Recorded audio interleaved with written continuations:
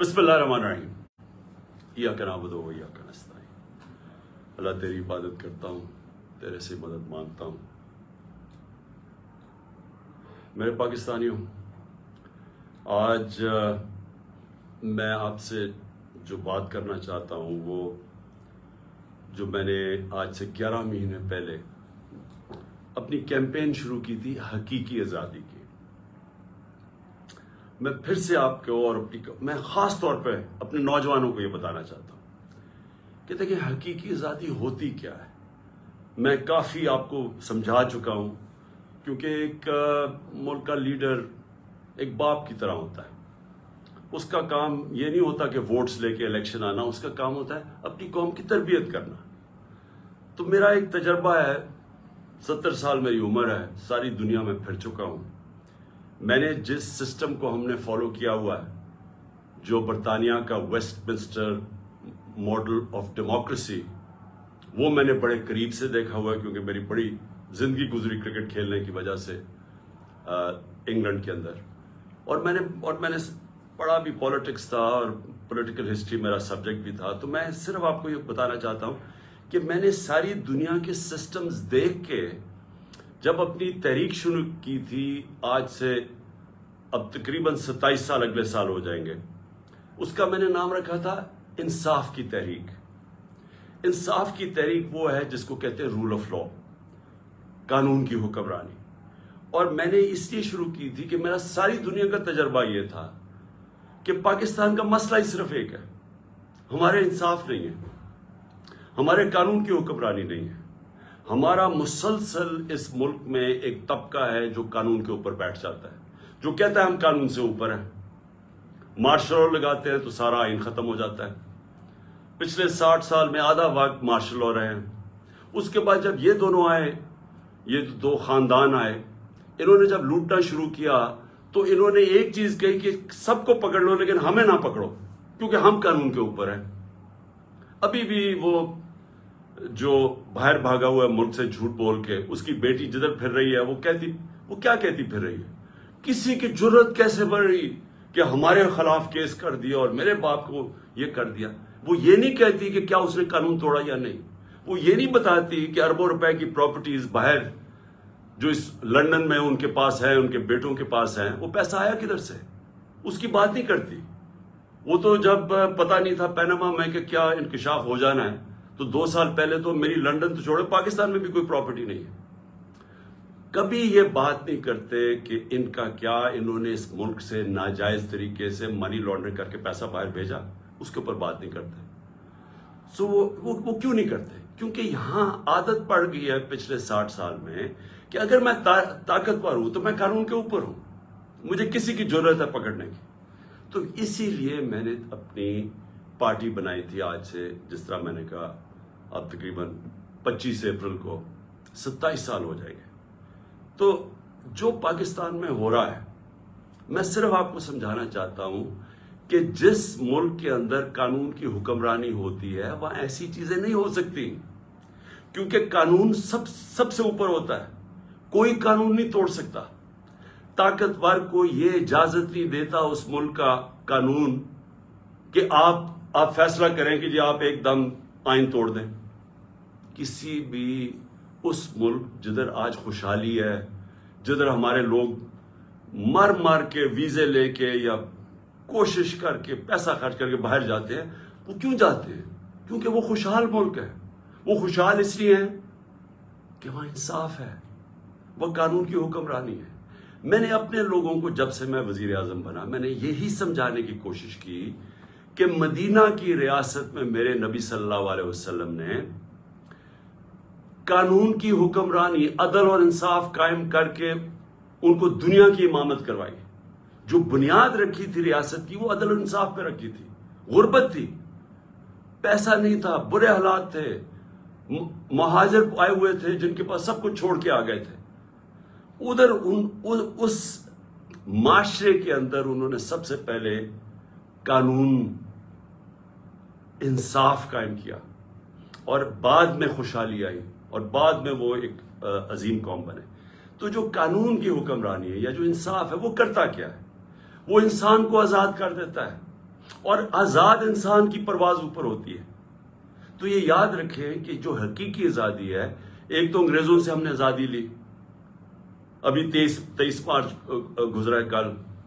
23 مارچ میں کیا ہوا کہ بہت بڑا ایک خواب، ایک ریزولوشن پاس ہوئی یہی مینار پاکستان میں، جس کو پہلے منٹو پاک کہتے تھے، کہ ہم نے ایک مسلمانوں کے لیے ایک ایسی ریاست بنانی ہے جو ان اصولوں کے اوپر کھڑی ہوگی جس کے اوپر پہلی مسلمانوں کی ریاست مدینہ میں قائم کی گئی تھی.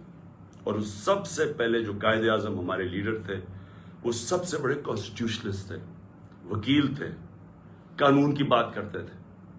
تو آج میں صرف آپ کو بتانا چاہتا ہوں کہ جو پاکستان میں ہو رہا ہے، ہمارے سارے مسئلے اس لیے ہیں کہ طاقتور اس ملک کے قانون کو نہیں مانتا، وہ اپنے آپ کو قانون سے اوپر سمجھتا ہے، اور اس کی وجہ سے ہم آزاد نہیں ہیں، ہم غلام قوم ہیں. آزاد قوموں کے اندر کبھی بھی کوئی آئین توڑ نہیں سکتا. پاکستان کا آئین، پاکستان کے 5 سپریم کورٹ کے ججز واضح طور پہ کہتے ہیں کہ 90 دن میں الیکشن ہونا ہے، کیونکہ یہ آئین کہتا ہے. سپریم کورٹ کا کام ہوتا ہے آئین کو امپلیمنٹ کرنا. وہ اناؤنس کرتے ہیں، الیکشن اناؤنس ہو جاتا ہے 30 اپریل کا، کل بیٹھ کے فیصلہ ہوتا ہے. الیکشن کمیشن کہتی ہے کہ نہیں جی، ہم نے تو، ہمارے پاس پتہ نہیں پیسے نہیں ہیں یا پتہ نہیں سیکیورٹی نہیں ہے، اور ہم 8 اکتوبر پہ چلے گئے. تو یہ آزاد قوموں میں یہ ایسا نہیں ہو سکتا. میں جو آپ کے پاس آج یہ بات کرنے آیا ہوں، میں آپ کو سمجھانے آیا ہوں، یہ ہوتا ہے جب قوم غلام ہوتی ہے. کیونکہ جس ملک پہ آئین نہیں ہوتا اور قانون نہیں ہوتا، وہ ملک غلام بن جاتا ہے. اپنے ہوتے ہوئے ہیں پاکستانی اوپر، لیکن ہم غلام ہیں، ہم آزاد نہیں ہیں. اور یہی رکاوٹ بنی ہوئی ہے ہماری پرواز میں. ہم آج بیکاریوں کی طرح پیسے مانگ رہے دنیا سے، دنیا میں ذلیل ہو رہے ہیں. آج ذرا دیکھیں کہ حالات کیا ہیں اس ملک کے، کہ 11 مہینے سے جب سے حکومت آئی ہے امپورٹڈ، جو ہمارے اوپر مسلط کی گئی ہے، آج 6 اب تک لوگ آٹے کی لائنوں کے اندر کھڑے مر گئے. آج یہ حال ہے کہ پاکستان کی تاریخ میں وہ مہنگائی آئی ہے، اور یہ سارے ان کی پہلے سٹیٹمنٹس دیکھیں، ایک ہی چیز یہ کہتے تھے کہ جی عمران خان نے بڑی مہنگائی کر دی. آج پاکستان کی تاریخ کی سب سے زیادہ مہنگائی ہے، جس کو SPI کہتے ہیں، جو سینسٹیو پرائس انڈیکس ہے. اس کا مطلب کیا ہے کہ جو کھانے پینے کی چیزیں ہیں جو سینسٹیو ہیں، جس پہ ایک گھر میں خواتین جانتی ہے کہ وہ کچن کے لیے انہوں نے چیزیں خریدنی ہیں، آٹا، یہ سارے آج 47% پہ پہنچ گیا ہے. 47% پہ SPI پہنچ گیا، یعنی پاکستان کی تاریخ میں سب سے زیادہ مہنگائی ہے. جب ہمارا ملک بھی ٹوٹا، جب یہاں زلزلے آئے، یہاں سب کچھ ہوا، یہاں ہر کچھ ہوا، لیکن اس طرح کی مہنگائی نہیں آئی. ہمارے دور میں کرونا آیا، ساری دنیا کے اندر مہنگائی تھی، اس طرح کی مہنگائی پاکستان میں کبھی بھی نہیں آئی. اور آج جو آٹا، جو بنیادی ضروریات ہے ہر گھر کی، آٹا جو ہمارے وقت پہ 55 روپے کلو پہ تھا، آج کنٹرول ریٹ پہ 115 پہ ہے، اور بازار میں مل رہا ہے 155 روپے پہ. کون سی قیامت آ گئی کہ اتنے 11 مہینے میں آٹا آسمانوں پہ پہنچ گیا. تو یہ کس کو افیکٹ کرے گا؟ یہ عام لوگوں کو افیکٹ کرے گا. تو یہ کیا ہو رہا ہے؟ یہ اس لیے ہو رہا ہے کہ ہمارے ملک کے اندر انصاف نہیں ہے. جو بھی بڑا چوری کرے، جو بڑا ڈاکہ مارے، اس کو NRO مل جاتا ہے، یا بڑے بڑے کارٹلز بنے ہوئے ہیں، مل کے قیمتیں اوپر کر کے پیسہ بنا دیتے ہیں، ان کو پکڑ نہیں سکتا ہمارا قانون. ساری عوام غلام بنی ہوئی ہے تھوڑے سے طبقے کی، جو جب چاہے جو مرضی کر دے. تو میں سب سے پہلے تو یہ جو آئین کے اوپر آتا ہوں، کہ جو انہوں نے آئین کے اوپر واردات کی ہے کہ جی ہم 8 اکتوبر پہ چلا گیا الیکشن. مجھے یہ بتائیں کہ کون آج گارنٹی کرے گا کہ 8 اکتوبر کو الیکشن ہوگا یا نہیں ہوگا؟ جب یہ وجہ دے دی کہ جی آج پتہ نہیں پیسے نہیں ہیں یا جو بھی ہے، سیکیورٹی، کوئی بھی بہانہ تو کوئی بھی مار سکتے ہیں، تو کیا گارنٹی ہے کہ 8 اکتوبر کو یہ نہیں ہوگا؟ کون بتائے گا کہ کون فیصلہ کرے گا کہ جی اب الیکشن کروانے کا ماحول ٹھیک ہو گیا؟ یہ کون فیصلہ کرے گا؟ جو ہم یہ اب اس کے اوپر میں اپنی ساری لیگل کمیونٹی کو آج کہہ رہا ہوں، میں اپنے سارے وکلا کو کہہ رہا ہوں، میں اپنے سارے ججز صاحبان کو بڑے ریسپیکٹ فلی کہہ رہا ہوں کہ یہ ہے وہ ڈیفائننگ مومنٹ پاکستان کی تاریخ کا۔ اگر اس وقت ہم نے یہ آئین کا قتل ہونے دیا، یہ رکنا نہیں ہے پھر کہیں۔ سب کو یاد ہونا چاہیے کہ ایک دفعہ کہا تھا میں 90 دن میں الیکشن کروا دوں گا، اور اس کے بعد 11 سال تک ایک آمریت کے ملک اس پہ پڑا رہا تھا۔ تو آج بھی اگر ہم یہاں سے ہٹتے ہیں، یہ پھر رکنے نہیں لگی بات۔ اور میں ساری قوم کو آج کہہ رہا ہوں، آزاد قوم وہ ہوتی ہے جدھر قانون کی حکمرانی ہوتی ہے، رول آف لا ہوتا ہے۔ جس ملک میں رول آف لا نہیں ہے، وہاں طاقتور کمزور کے اوپر حاوی ہو جاتا ہے۔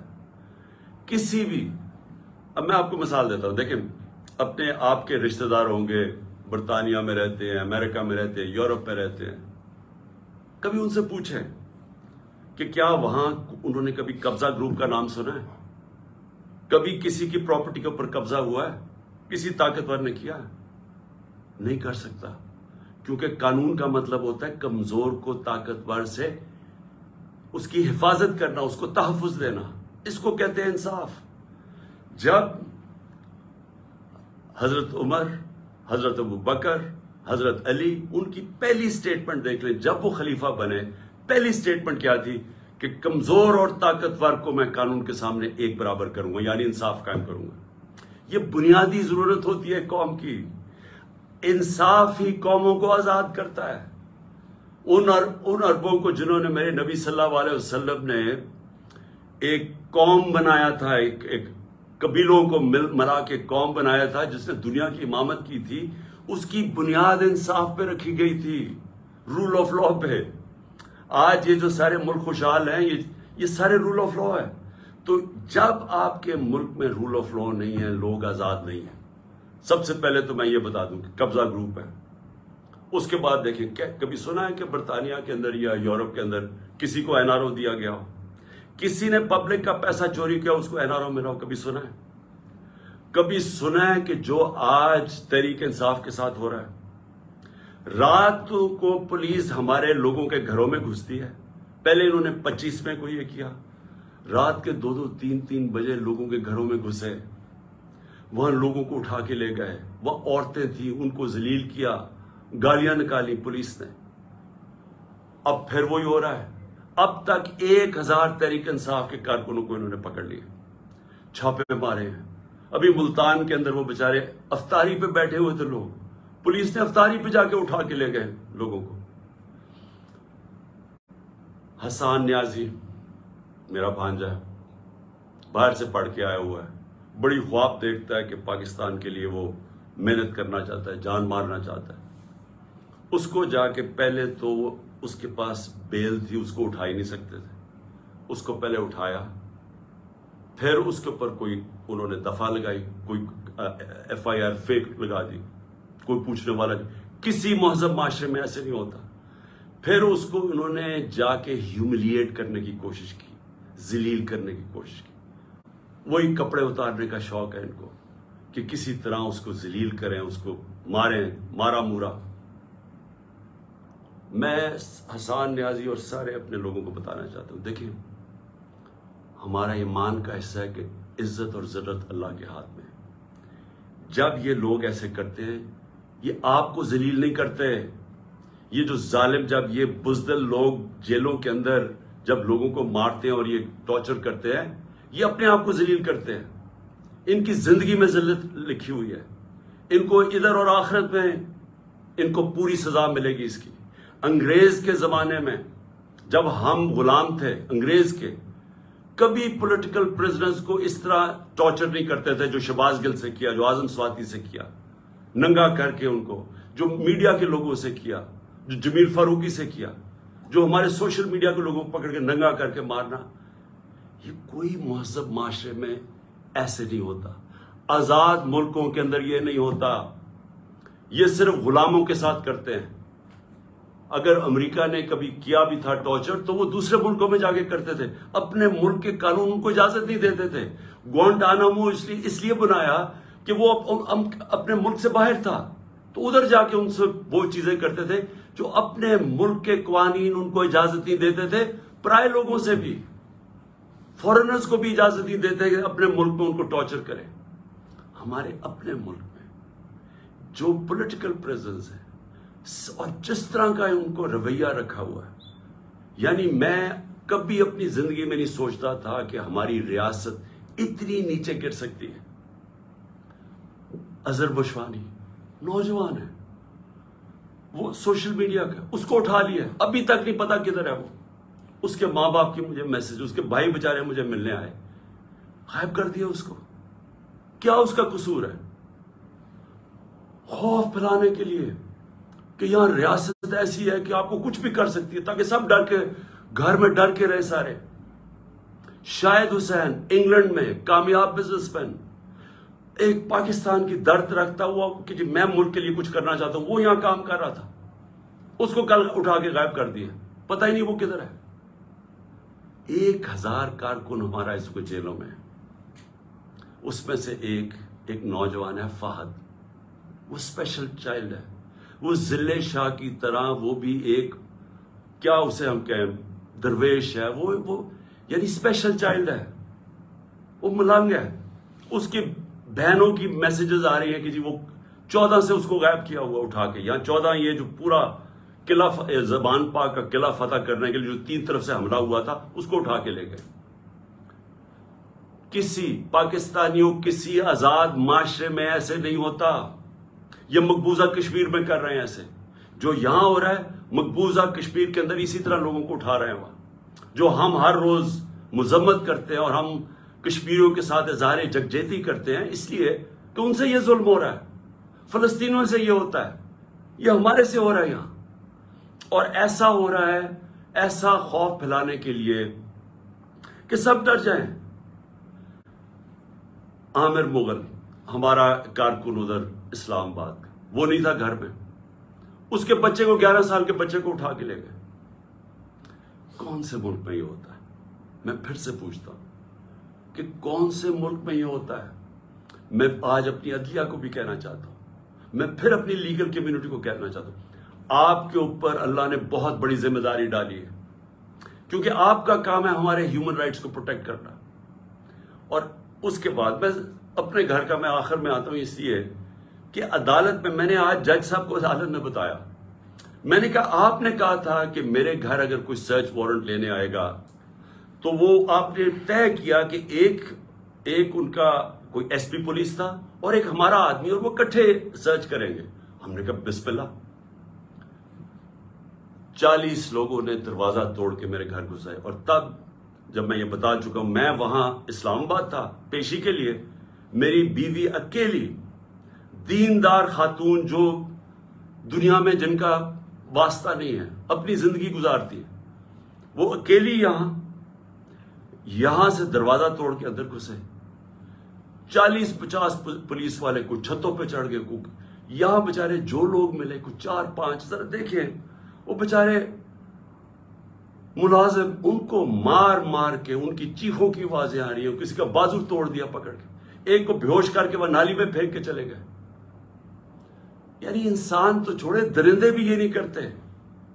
اور کس قانون کے تحت کیا؟ جب عدالت نے بتایا ہوا تھا کہ آپ جا ہی نہیں سکتے سرچ وارنٹ کے بغیر، اور سرچ وارنٹ میں بتایا کہ کیا ہوگا، 2 لوگ صرف آئیں گے یا 40-50 لوگ جو پولیس والوں نے کیا، لوٹ کے لے گئے، جو چیزیں ملی لے گئے، وہ بےچارے سرونٹ نوکروں کی جو ملازموں کی جو جگہ تھی وہاں چلے گئے، ان کی چیزیں لوٹ کے لے گئے۔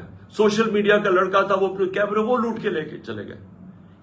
یہ ہو رہا ہے اس ملک میں، یہ آزاد ملک میں نہیں ہو سکتا۔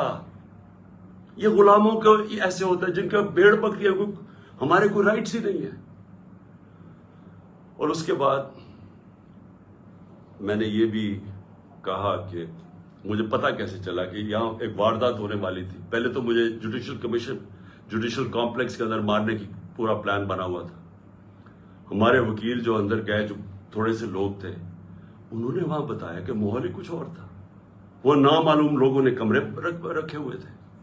اس کے بعد سی ٹی ڈی کے کپڑوں کے اندر نامعلوم لوگوں نے ان کے کپڑے پہنے ہوئے تھے، وہاں رینجرز، وہاں پولیس، اور وہاں یہ حالات تھے کہ جو ہمارے جن لوگوں کے نام لکھے ہوئے تھے کہ جنہوں نے وہاں مجھے ریپرزینٹ 10 لوگوں نے جانا تھا، ان میں سے شبلی فراز کو مارا انہوں نے، وہ بیچارے اس کی ابھی تک اس کی ہڈی توڑ دی ہے، کریک کر دیا ہپ کو. شبلی فراز کو وہ جا کے ہاسپٹل چلا گیا. ہمارا جو عمر سلطان تھا، نام دیا ہوا ہے، اس کو مارا اس کا منہ کے اوپر ناک، اس کی ہڈی توڑ دی. کچھ بھی نہیں ہوا. اندر یہ حالات تھے. میں نیچے 40 منٹ انتظار کر رہا ہوں، اوپر سے پتھر مار رہی ہے پولیس، اشتعال دے رہی ہے لوگوں کو، ٹیئر گیس کر رہی ہے. میں وہاں انتظار کر رہا ہوں اپنی پیشی کے لیے. اندر گھستا ہوں تو وہ اور ہی ماحول تھا. تو پلان بنا ہوا تھا مجھے مارنے کا. مجھے کیسے پتا ہے؟ مجھے کیسے پتا ہے؟ کیونکہ مجھے پولیس آفیسرز نے بتایا کیا پلان بنا ہوا تھا. وہ خود حیران تھے. اسلام آباد کا آئی جی اس میں شامل تھا، اس کو پتا تھا، اور نامعلوم افرادوں کو پتا تھا. انہوں نے مجھے وہاں قتل کرنا تھا. اللہ نے بچایا. کیسے ہم وہاں، اگر وہ جو حالات تھے وہ ایسے تھے کہ وہاں اندر گھس ہی نہیں سکتا تھا، تو ہم واپس آ گئے. پھر یہاں مجھے کیسے پتا چلا کہ ادھر پلان کیا ہوا تھا؟ مجھے ایسے پتا چلا کہ مجھے پھر پولیس کے اندر سے لوگوں نے بتایا، سینئرز نے بتایا کہ یہاں پلان بناؤ. اور یہاں آئی جی پنجاب اس میں پورا شامل تھا، آئی جی اسلام آباد اور نامعلوم افراد. انہوں نے مل کے یہاں آپریشن کرنا تھا. 1000 رینجر کو انہوں نے تیار کیا ہوا ہے کہ جب بھی وہ فیصلہ کریں گے تو جناب قلعے میں فتح کریں گے، اور پھر مجھے یہاں قتل کرنے کا پلان ہے. مجھے پولیس والوں سے، میں پھر سے کہہ رہا ہوں، یہ پولیس اس وقت ڈری ہوئی ہے، کیوں نام تو ان کا پڑ جانا ہے، نامعلوم افراد کا تو نام آنا ہی نہیں ہے. تو انہوں نے، پولیس والوں نے مجھے آ کے کہا کہ خان صاحب یہاں سے چلے جائیں. کوئی کہتا جی آزاد کشمیر میں آپ کی گورنمنٹ ہے، ادھر چلے جائیں. کوئی مجھے کہتا کہ آپ کی گلگت بلتستان میں گورنمنٹ ہے، ادھر چلے جائیں. وہ خوف زدہ ہے. دیکھیں، اور پھر مزاحیہ خیز بات کیا ہے؟ فیصلہ کیا جی کہ وہ ایک جی آئی ٹی بنے گی. جی آئی ٹی کون بنائے گا؟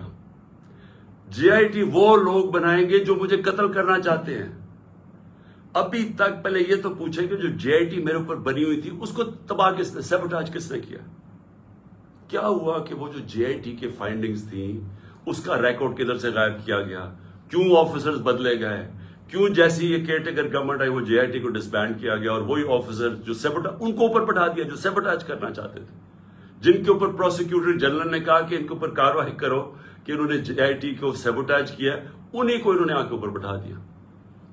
اور اب وہی لوگ ایک اور جے آئی ٹی بنائیں گے یہ انویسٹیگیٹ کرنے کے. میں نے تب بھی کہا تھا، میں آج بھی کہہ رہا ہوں، اگر جے آئی ٹی بنانے آپ سیریس ہیں، چیف جسٹس کے نیچے بنائیں. اور ہمیں کسی کے اوپر کانفیڈنس نہیں ہے. اس گورنمنٹ کے اندر وہ لوگ بیٹھے ہوئے ہیں جنہوں نے پہلے بھی مجھے قتل کرنے کی کوشش کی، اب پھر کریں گے.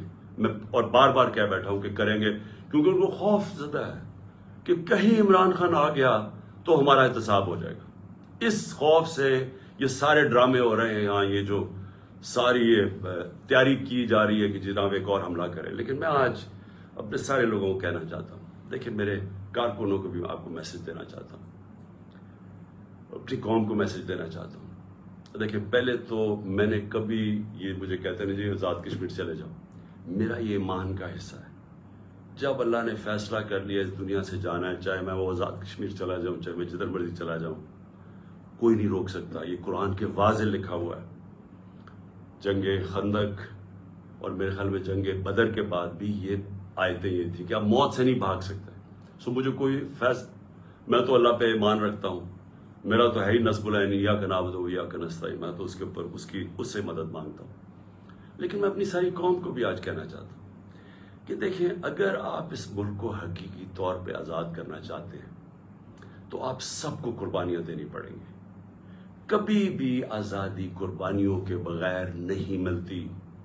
جو چھوٹا سا طبقہ قبضہ کر کے بیٹھ جاتا ہے، چاہے وہ بیرونی طاقت ہو، چاہے آپ کے اپنے قبضہ گروپ ہو جو اوپر بیٹھ گئے ہیں، یہ اتنا زیادہ فائدہ اٹھا رہے ہیں اس کرپٹ سسٹم سے.